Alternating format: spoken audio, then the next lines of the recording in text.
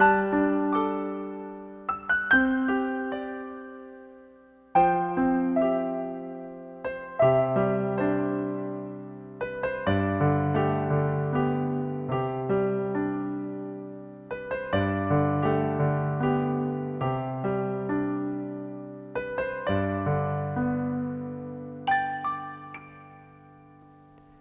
my name's Greg Boyington, and today I'm going to share a little bit with you about my testimony and what the Lord has brought me through.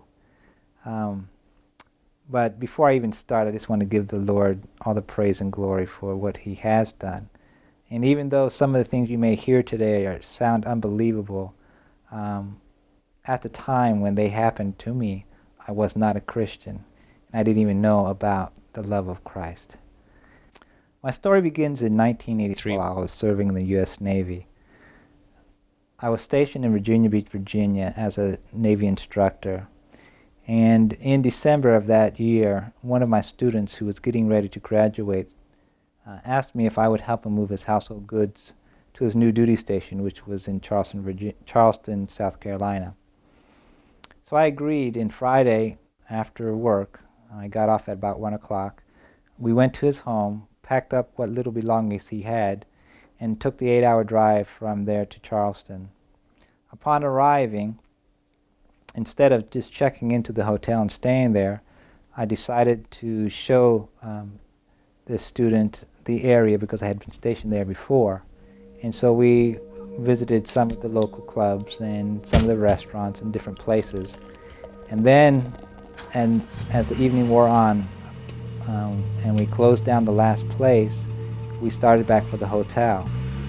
I remember telling the student to please put a seatbelt on, and we drove out and were headed toward the hotel. About a quarter of a mile from the hotel, I fell asleep.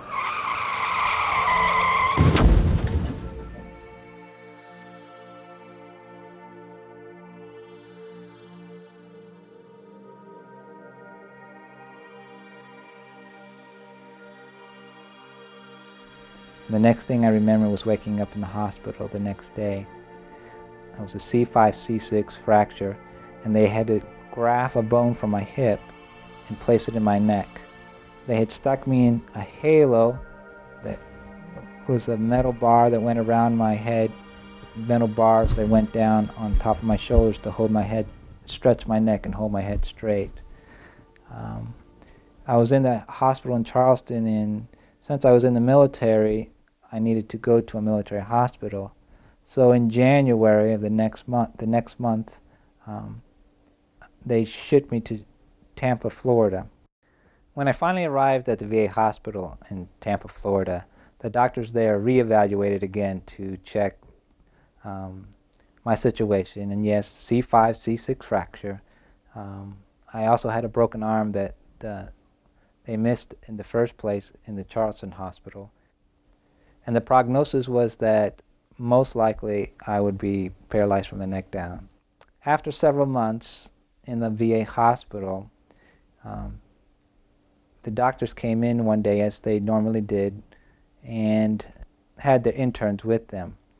The doctor was explaining to them that I was Mr. Boyington and I had a C5, C6 fracture, incomplete quad, and that I was permanently damaged from the neck down. And at that time, he took a pen and ran it across the bottom of my foot. I told the doctor that I felt it, and he thought I was kidding and asked me not to joke around, that he had the students with him and, this was serious business. But I insisted, I said that I did feel it. So he took his group with him away, and later on that day came back and again examined me to see if I was telling the truth. And he found that I did have some sensation. And when verified by the doctors, I was immediately put into physical rehabilitation. The rest of my stay at the hospital was in preparing me to be discharged from the hospital. A tiny spark of hope flickered in my heart. Maybe, just maybe, I might be able to walk again. So they started extensive physical therapy on me They got me up in a lift bed that, because I had been laying down so long, that to get me so that I could at least sit up. It took a while for me to go up because I kept passing out. But after a little bit of time, I got to the point where I could sit up in a chair. The physical therapist would exercise and stretch my arms. And they worked on me for about 2 months, exercising every day. I didn't have bladder or bowel control, but that wasn't my worry at the time because I had some hope that maybe I might be able to get to a wheelchair. In April, I was discharged from the hospital in a wheelchair under my own power. I was able to stand for brief periods of time before having to sit again. In May, I came back in for a bladder infection. But the physical therapist continued to come to my home to help me with my exercises and to help me to continue getting stronger. It took 2 years before I could get up and walk on my own and do things. I was a little bit shaky, a little bit weak, but at the end of the 2-year period, I was able to go on my own and stand on my own 2 feet and walk. After a period of another year or so,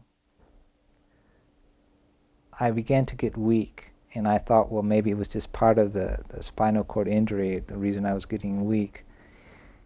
But I found myself sleeping and taking naps 2 and 3 times during the day.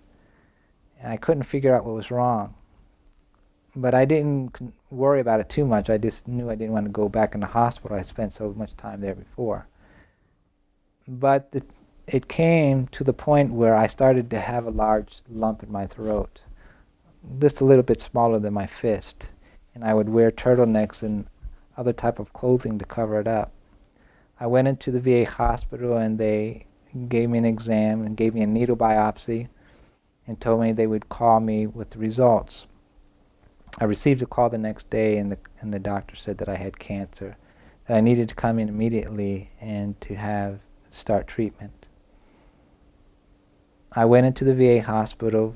I didn't know any other way or anything else, and took the doctor's advice, and they did some further exams. They found that I didn't have throat cancer as they suspected, but I had testicular cancer, and the cancer had spread through my abdomen, in my stomach, in my lungs. My lymph gland system was actually going up into my brain, and there was a buildup right in my throat.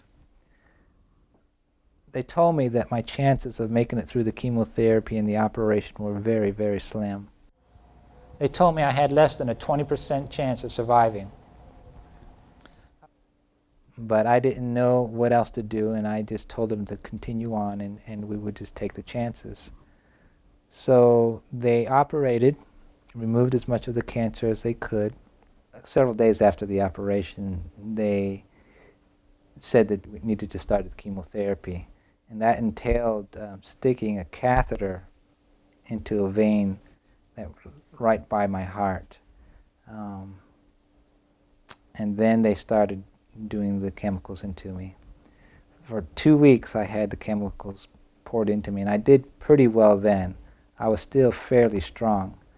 I did lose all my hair, and there was some sickness of just throwing up and stuff made me start feeling sick. But otherwise, that was, for the first 2 weeks, that was the worst. After 2 weeks of rest, and I had to come back in for the second session for 2 weeks, the reactions that I was having became stronger and stronger, to the point where when I started smelling food, I would start vomiting. They would have to give me medication to stop the vomiting. And I would begin to do things that I couldn't remember, and they had to give me medications to calm me down and everything else. Overall, it was a fairly bad experience.